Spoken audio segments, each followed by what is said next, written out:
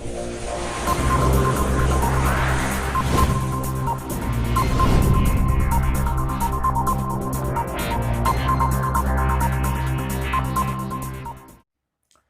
की कक्षा शुरू करने से पहले एक शेर पढ़ना चाहूंगा साथियों कि निगाहों में मंजिल थी, गिरे और गिरकर संभलते रहे।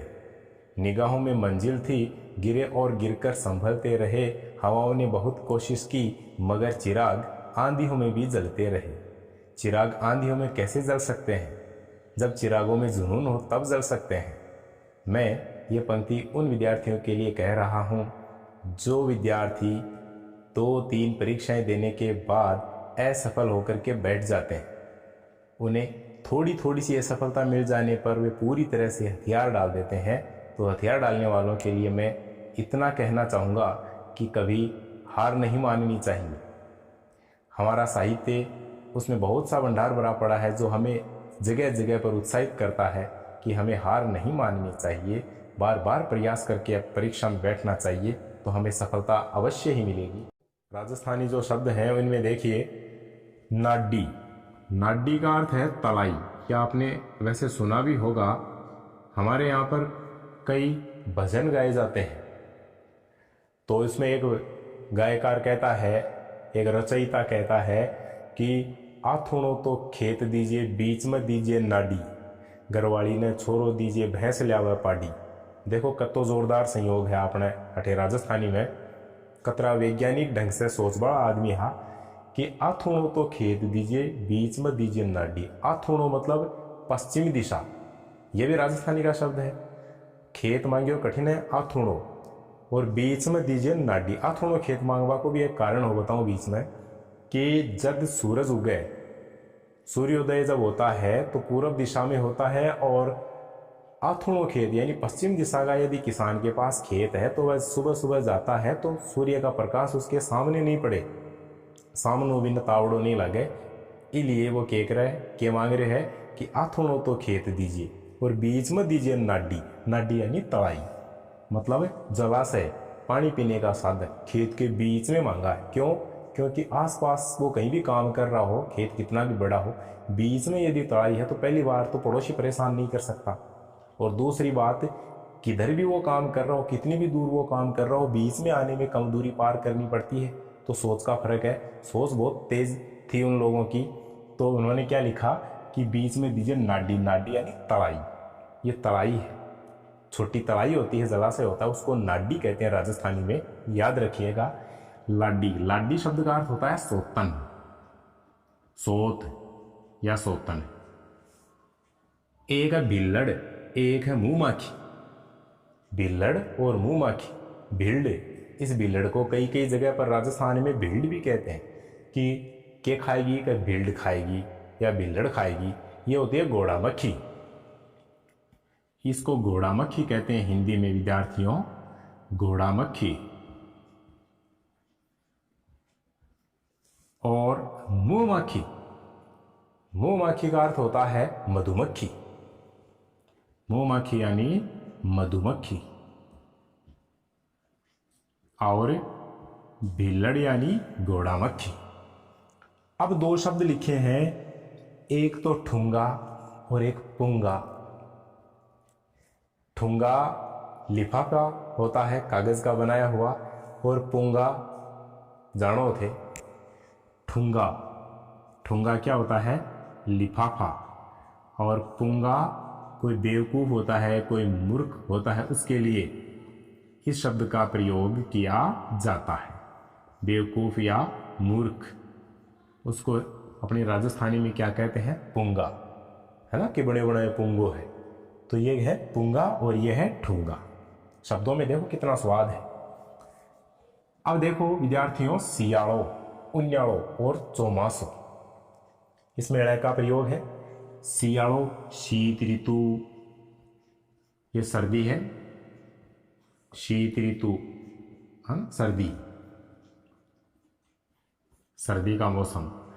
और उन्याड़ो ये है ग्रीष्म ऋतु, ये है ग्रीष्म ऋतु।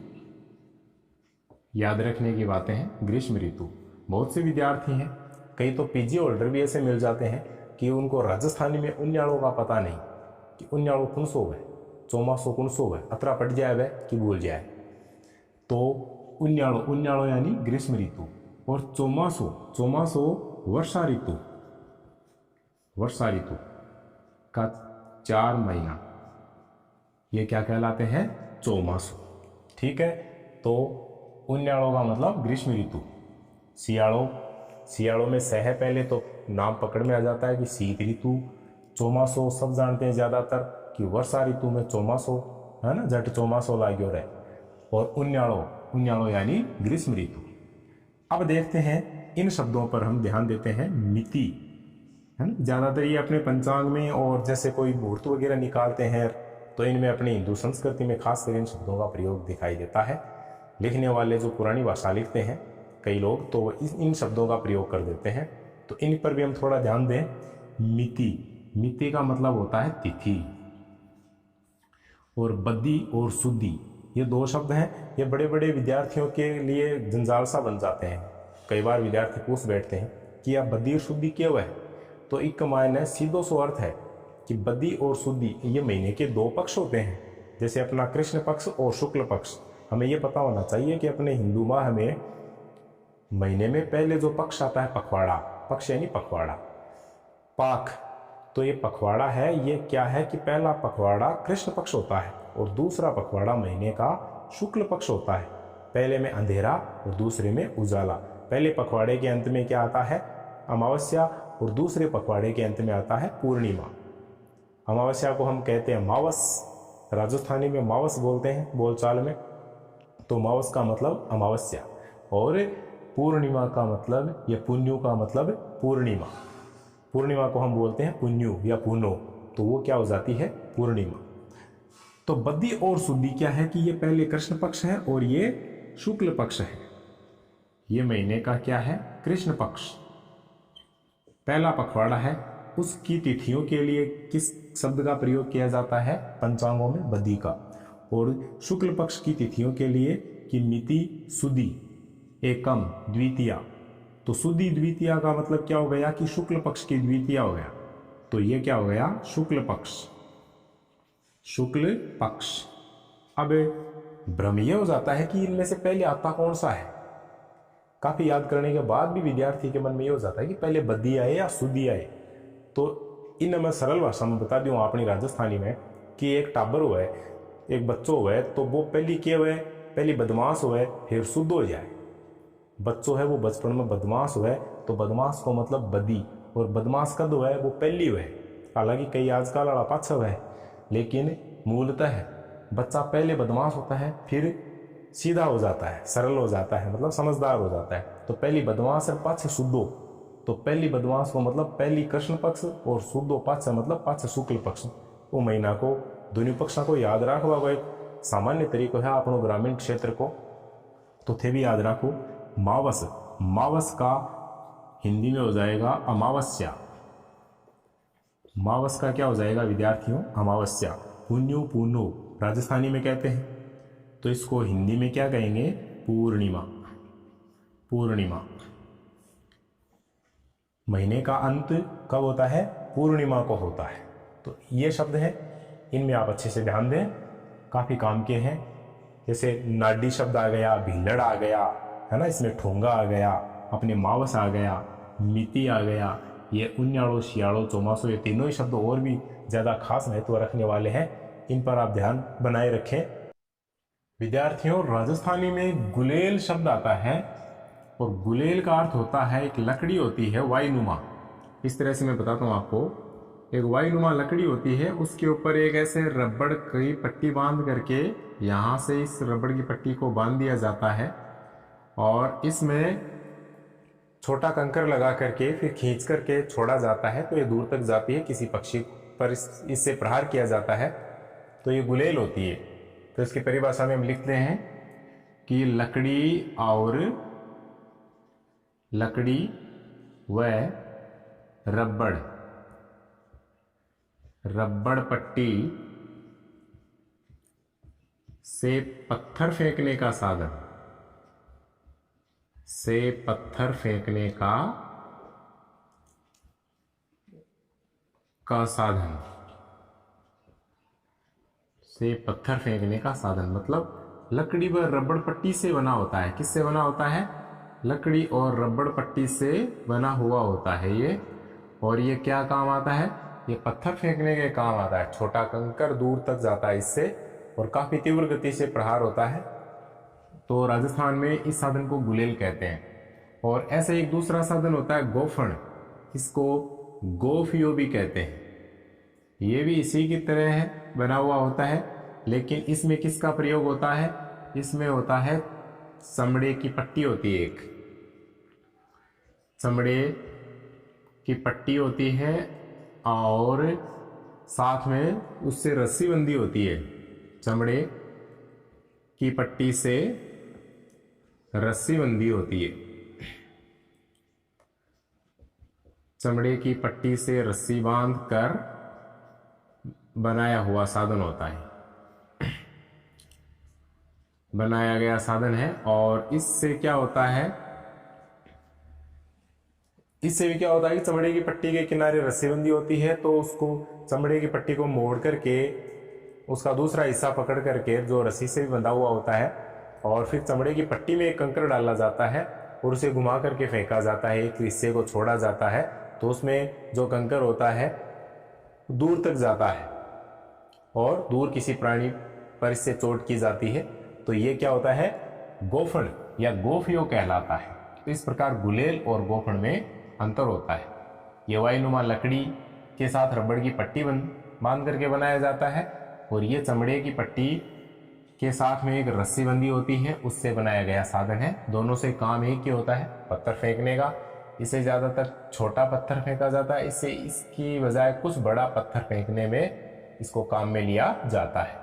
एक गुलेल और एक गोफण, गोफियो। अगला शब्द हम देखते हैं माने। माने का अर्थ होता है मुझे। विद्यार्थियों, माने मुझे या हमें, ये राजस्थानी बोल है। छाने, छाने का अर्थ होता है विद्यार्थियों छिपकर। छाने छाने मतलब छिपकर। थाने, थाने यानी आपको, तुम्हें, तुम्हें या आपको। इसका अर्थ यह होता है हिंदी में मायड़। मायड़ पूछा जा सकता है, वैसे बहुत सरल है। माता, मायड़ भाषा, मातृभाषा। मायड़ भूमि, मातृभूमि है ना, मायड़ माता। मुड़कना, मुड़कना का मतलब होता है मुस्कुराना। मुड़कना राजस्थानी शब्द का हिंदी अर्थ होगा विद्यार्थियों मुस्कुराना। बोला करा ना कई बार कि बैठे बैठे मुड़का है, वो तो मुड़का है मतलब मुस्कुरावा है। तो मुड़कना, मुस्कुराना। नैन, नैन का मतलब नयन। मेरा भाई खूब प्रयोग करती है ऐसे शब्दों का। नयन, नेत्र, नैन। लीलाड़, लीलाड़ यानी मस्तक। लीलाड़ का हिंदी अर्थ हो जाएगा राजस्थानी के इस शब्द का मस्तक, माथा। इसको कहते हैं लीलाड़, है ना। ईरी धूल लीलाड़ लगावा। अब ये देखो खूंटो लिखा है, खूंटो और सूटो। खूंटो क्या होता है? ये लकड़ी का साधन होता है, मोटी लकड़ी कहते हैं इसको। ये मोटी लकड़ी हो सकती है। और इसका दूसरा अर्थ एक है जो पूछा जा सकता है, वो होता है केंद्र। खूंटो यानी केंद्र। राजस्थानी भाषा में, साहित्य में इसका प्रयोग केंद्र के लिए भी आता है कि कोई जगह, कोई स्थान किसी खास बात का केंद्र हो। जैसे कवि कन्हैयालाल सेठिया लिखते हैं, अपने बहुत जाने माने कवि हैं। उन्होंने लिखा है धरती दोहरारी में कि ईरो चित्तौड़गढ़ लूठो ओ तो रणवीरारो खूंटो। ईरो चित्तौड़गढ़ लूठो ओ तो रणवीरारो खूंटो। यानी चित्तौड़गढ़ को, चित्तौड़ भूमि को उन्होंने क्या बताया है? रणवीरों का, वीर पुरुषों का केंद्र बताया है, वीर पुरुषों की भूमि बताया है। तो यहाँ खूंटो शब्द का अर्थ क्या निकलता है? केंद्र निकलता है। ध्यान देने योग्य है। सूटो, अगला शब्द है सूटो। सूटो जानते हो आप कि अपने यहाँ पर तेज हवा आती है धूल लेकर के, तो उसको आंधी कहते हैं। और साथ में ये भी कह सकते हैं और सूटो आग्यो रहे, तो सूटो यानी तेज हवा, आंधी। तेज हवा या आंधी है उसके लिए क्या आ जाता है, सूटो आ गयो। रूख, थाड़, जाड़। रूख का अर्थ होता है विद्यार्थियों वृक्ष, पेड़, उसके लिए रूख आते हैं। रूखड़ा कई जगह लिखा मिलता है हमें राजस्थानी साहित्य में कि रूखड़ो, है ना। रूख साटे, तो रूख साटे मतलब वृक्ष के बदले। तो देखो सिर साटे, सिर के बदले, तो क्या है, रूख यानी वृक्ष। थाड़, थाड़ का मतलब थाली, तो थाली को यहां पर क्या कहते हैं, थाड़, थाड़ परोसना, थाली परोसना।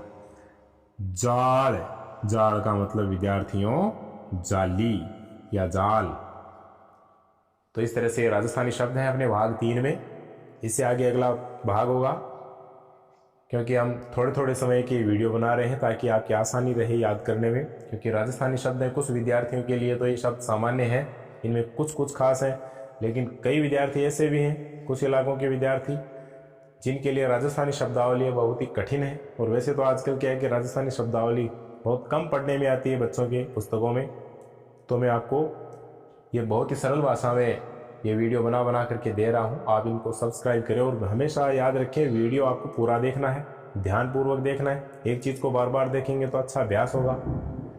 इसी के साथ शुभकामनाओं सहित अगली वीडियो में हम फिर मिलेंगे। धन्यवाद।